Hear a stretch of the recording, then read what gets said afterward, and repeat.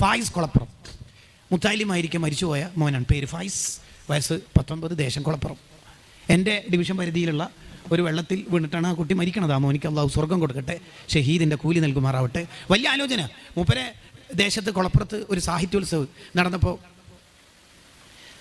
ഈ ഫായിസിനെ അനുസ്മരിച്ചുകൊണ്ടുള്ള പ്രഭാഷണമാണ് എനിക്ക് ആ ഒരു വിഷയം തന്നേക്കണം.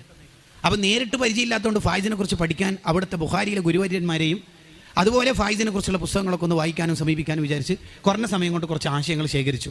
എന്നെ അത്ഭുതപ്പെടുത്തി എന്താണെന്നറിയോ, 1ാം ദർസിലൊക്കെ ഈ ഫായിസ് എന്ന മോന് ഫത്വൽ മീനൊക്കെ അർത്ഥം വെക്കുമ്പോൾ ഇംഗ്ലീഷിലേക്ക് ട്രാൻസ്ലേറ്റ് ചെയ്തിട്ട് അർത്ഥം വെക്കും. അത്ര ഇംഗ്ലീഷിലേക്ക് ട്രാൻസ്ലേറ്റ് ചെയ്ത് അർത്ഥം വെക്കും. അപ്പോൾ ആ കുട്ടിനോട് ഉസ്താമാർ ചോദിച്ചു, എന്താണ് ഈ കാര്യം, ഇംഗ്ലീഷിലേക്ക് ട്രാൻസ്ലേറ്റ് ചെയ്തിട്ട് അർത്ഥം വെക്കാനുള്ള കാര്യം എന്താ?